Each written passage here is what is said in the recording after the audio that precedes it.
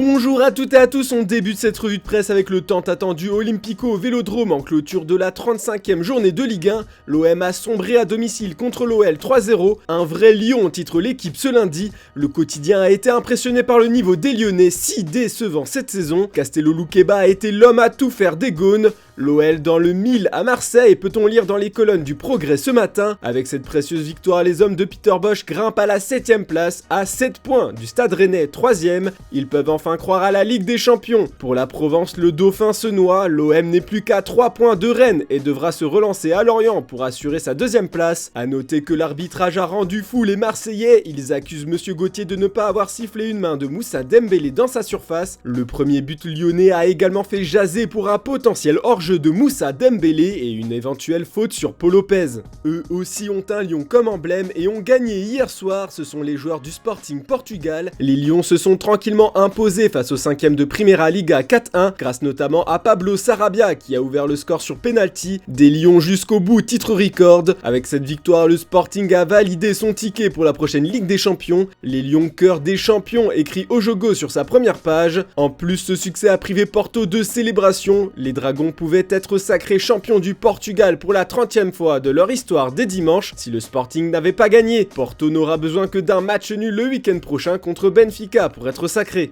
On part en Angleterre maintenant, Everton fait les gros titres des tabloïds du pays ce matin. Les Toffees se sont offert une précieuse victoire contre Chelsea, archi favori 1-0. Les contes de fées peuvent se produire, titre le Daily Mirror avec un jeu de mots. Le but de Richarlison à la 46e minute a fait chavirer Goodison Park dans l'euphorie. Porté par l'ambiance, le Brésilien a ramassé une torche fumigène bleue, ce qui nous a offert de très belles images de communion d'un joueur avec son public. Le chemin des flammes vers le paradis, s'exclame le Daily Star sur sa une. Mais ce geste ne plaît pas à la Football Association. Le buteur d'Everton fait l'objet d'une enquête comme le révèle le Daily Telegraph. Selon plusieurs représentants de la FA, il aurait dû être sanctionné d'un carton rouge.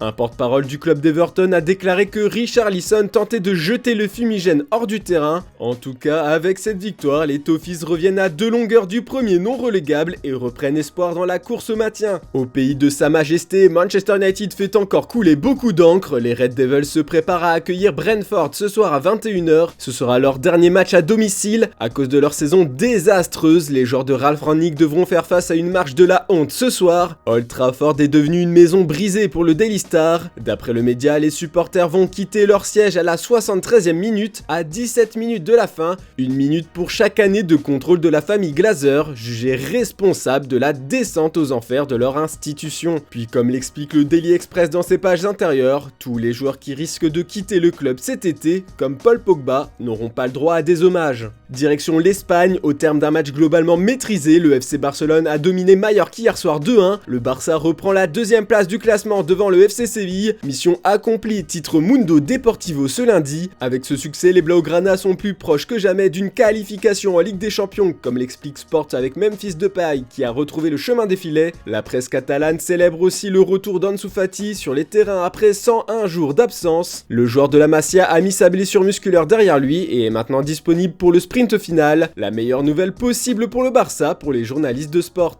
Enfin, on termine avec les festivités du Real Madrid, champion d'Espagne pour la 35e fois, qui font la une de Marca ce lundi. Carlo Ancelotti et ses hommes ont célébré comme il se doit le sacre. Cette photo du coach avec un cigare a fait le buzz sur les réseaux sociaux. Mais ce lundi, le quotidien AS met en avant une demande des supporters merengues, éliminer Manchester City en Ligue des Champions mercredi, puis remporter la coupe aux grandes oreilles pour une nouvelle fête à Madrid. Si possible, titre le média. AS nous apprend aussi ce matin que l'AS Monaco demande pas moins de 70 millions d'euros au Real Madrid pour vendre Aurélien Tchouaméni. Cela a refroidi les plans de la Casablanca pour signer ce futur remplaçant de Casemiro, d'où les propos de Carlo Ancelotti lors d'une conférence de presse où il assurait n'avoir pas besoin de renfort à ce poste. Mais Madrid ne jette pas l'éponge et espère que Tchouaméni lui-même et son agent feront baisser le prix à au moins 50-60 millions. On apprend aussi que dans le feu de la célébration du titre, Carlo Ancelotti a lâché plusieurs indices sur le futur de Mbappé. L'entraîneur italien a laissé entendre que sa signature est une affaire réglée. Je pense que l'avenir de ce club est déjà écrit. Avec Florentino Pérez, l'avenir est déjà écrit. Un journaliste lui a demandé d'être plus clair. Vous voulez dire qu'il vient, a-t-il lancé ?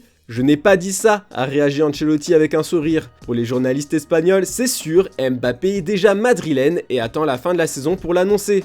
Voilà, c'est tout pour ce lundi, ne manquez pas le premier JT Foot Mercato de la semaine en fin d'après-midi. En attendant, on se retrouve demain pour une nouvelle revue de presse. Je vous souhaite une très bonne journée à toutes et à tous.